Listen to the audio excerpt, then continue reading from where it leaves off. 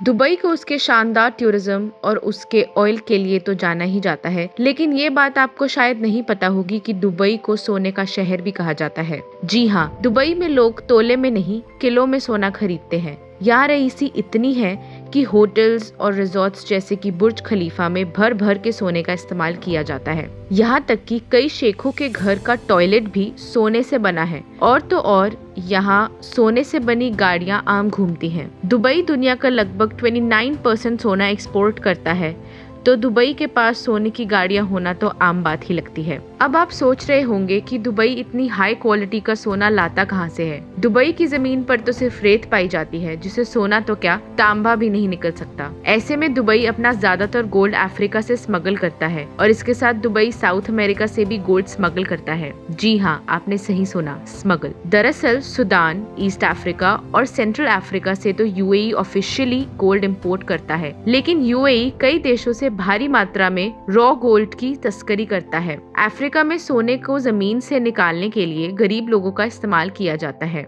यहाँ के बच्चों और औरतों से भी माइनिंग का काम करवाया जाता है और यहाँ से निकला सोना बिना रजिस्टर्ड हुए गैर कानूनी तरीके से दुबई पहुँचाया जाता है, जहाँ दुबई अपनी एडवांस्ड रिफाइनरी और आधुनिक गोल्ड मेकिंग फैसिलिटीज से रॉ गोल्ड को एक हाई क्वालिटी वाले सोने में बदल देता है। उसके बाद दुनिया भर से दुबई में आए हाई स्किल्ड वर्कर्स सोने को सुंदर आभूषणों में बदल देते हैं। साल 2018 में दुबई में सोने का व्यापार 12.2 मीट्रिक टन था। इससे हमें ये पता चलता है कि दुनिया भर के लोग दुबई में सोने की भर भर के खरीदारी करते हैं। इसकी सबसे बड़ी वजह यहाँ के सोने की कीमत और क्वालिटी है। दुबई अपनी एडवांस रिफाइनरी और स्किल्ड लेबर्स का इस्तेमाल करके भी सोना कम दामों पर बेचता है, क्योंकि बाकी देशों की तरह दुबई ने अपने सोने की ज्वेलरी पर कई तरह के टैक्स नहीं लगा रखे हैं। दुबई में सोना खरीदने वाले लोगों को सिर्फ ज्वेलरी की कीमत ही देनी पड़ती है और उस पर सिर्फ 5% वैट ही देना पड़ता है, जबकि हमारे भारत में सोना खरीदने पर कई तरह के टैक्स देने पड़ते हैं, जैसे कि वैट, जीएसटी और एक्साइज ड्यूटी, जिस वजह से सोने की कीमत बहुत बढ़ जाती है और भारत में लोगों के लिए सोना खरीदना बहुत महंगा पड़ जाता है। दुबई में तो वैट भी 2018 के बाद ही लगाया जाने लगा। इससे पहले तो वहाँ सोना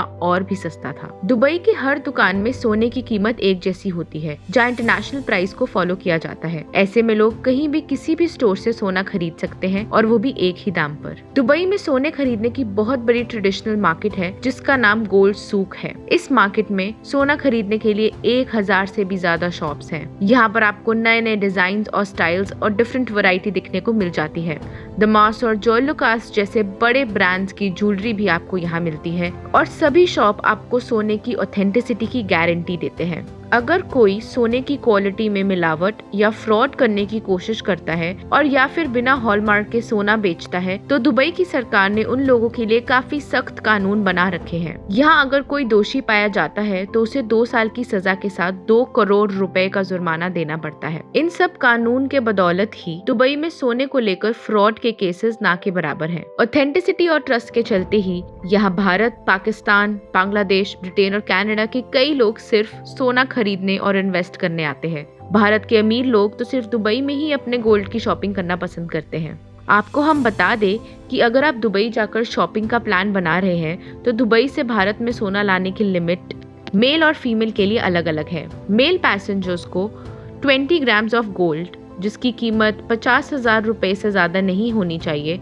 और फीमेल पैसेंजर्स को 40 ग्राम्स ऑफ गोल्ड, जिसकी कीमत 1 लाख से ज्यादा नहीं होनी चाहिए, लाने की अनुमति है। अगर आप इस सेट लिमिट से ज्यादा गोल्ड लाते हैं तो आपको इंपोर्ट ड्यूटी देनी पड़ेगी, जो लगभग 12.5% है, और इसके साथ साथ आपको 3% एजुकेशन सेस भी देना पड़ता है। ये बात तो हमें माननी पड़ेगी कि दुबई अपने ऑयल प्रोडक्शन बिजनेस में जितनी तेजी से आगे बढ़ा है, उसके साथ ही गोल्ड बिजनेस में भी अपनी क्वालिटी और कम दामों के बल पर अपनी एक बेंचमार्क सेट करने में सक्षम रहा है। दोस्तों, आपका दुबई और उसकी गोल्ड मार्केट के बारे में क्या कहना है?